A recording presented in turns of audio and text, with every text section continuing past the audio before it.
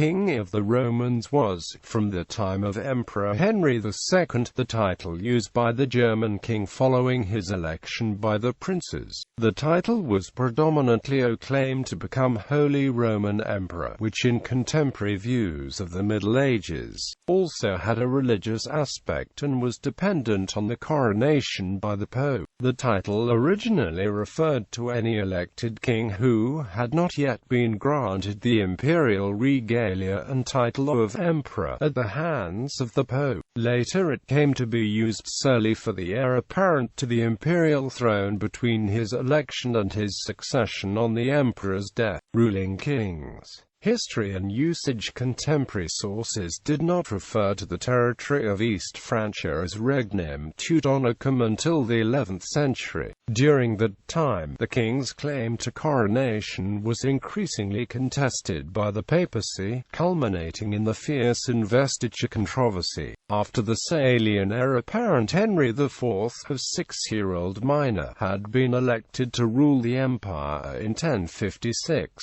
Romanorum Rex became his standard title to emphasize the sacred entitlement to be crowned emperor by the Pope. Nevertheless, Pope Gregory VII insisted on using the derogatory term Teutonicorum Rex in order to imply that Henry's authority was merely local and did not extend over the whole empire. In reaction to Gregory's usage, Henry began to regularly use the title Romanorum Rex until he finally was crowned emperor by anti-Pope Clement III in 1084. Henry's successors imitated this practice, and were called Romanorum Rex before and Romanorum Imperator after the Roman coronation. Medieval practice. Candidates for the kingship were at first the heads of the German stem duchies. As these units broke up over time, rulers of smaller principalities and even non-German rulers came to be considered for the position. The only requirements generally observed were that the candidate be an adult male, a Catholic Christian, and not in holy orders. The kings were elected by several imperial estates, since 1147, commonly in the imperial city of Frankfurt, a custom recorded in the Schwabenspiegel Code about 1275. Originally all noblemen present could vote by unanimous acclamation, but later an actual franchise was narrowed to the most eminent bishops and noblemen, and according to the Golden Bull of 1356 issued by Emperor Charles IV, only the 7 prince-electors had the right to participate in a majority voting as determined by the 1338 Declaration of Rents. The prince-archbishops of Mainz, Trier and Cologne, as well as the King of Bohemia, the Count Palatine of the Rhine, the Saxon Duke, and the Margrave of Brandenburg. After the distortions during the investiture controversy, Charles intended to strengthen the legal status of the Rex Romanorum beyond papal approbation. Consequently, among his successors, only Sigismund and Frederick III were still crowned emperors in Roman. In 1530, Charles V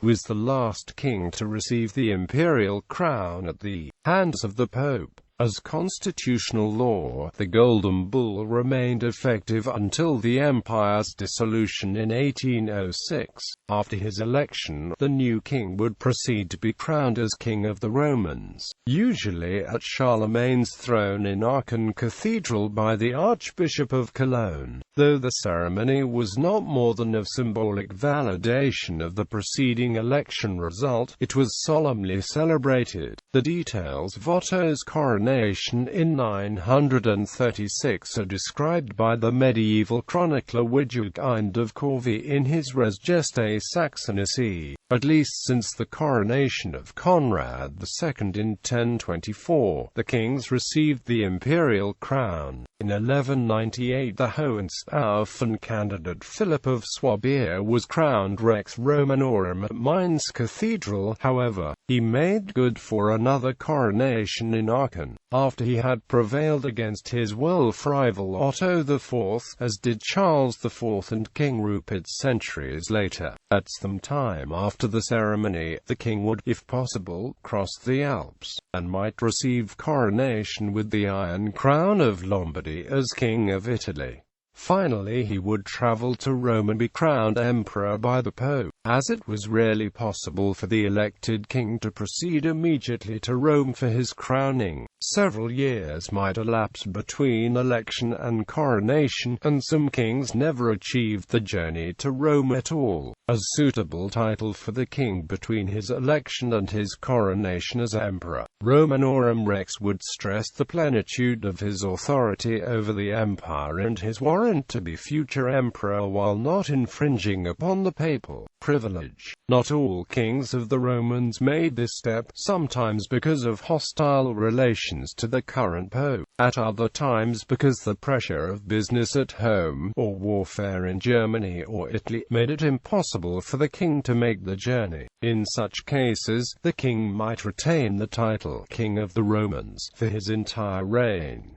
Later developments. The title Romanorum Rex became functionally obsolete after 1508 when, after King Maximilian I failed in a good-faith attempt to journey to Rome, the Pope permitted him to use the title of Electus Romanorum Imperator. Maximilian also at this time took the new title King of the Germans, or King in Germany, but the latter was never used as a primary title. The rulers of the empire thereafter called themselves emperors without going to Rome or soliciting papal approval, taking the title as soon as they were crowned in Germany or, if elected as heir to the throne, upon the death of a sitting emperor. List. The following were ruling kings of the Romans, that is, men who ruled the kingdom without subordination to another king, but who had not yet been crowned emperor. Heirs designate. The Holy Roman Empire was an elective monarchy. No person had a legal right to the succession simply because he was related to the current emperor. However, the emperor could, and often did, have a relative elected to succeed him after his death. This elected heir apparent bore the title King of the Romans. The election was in the same form as that of the senior ruler, and theoretically meant that both men were equal co-rulers of the empire. In practice, however, the actual administration of the empire was always managed by the emperor, with at most certain duties delegated to the heir. List. The following were subordinate kings to another Holy Roman Emperor for the dates specified. First French Empire. When Napoleon I, Emperor of the French, had a son and heir, Napoleon II, he revived the title as King of Rome, styling his son as such at birth. The boy was often known colloquially by this title throughout his short life. However, from 1818 onward, he was styled officially by Emperor Francis I of Austria as the Duke of Reichstadt.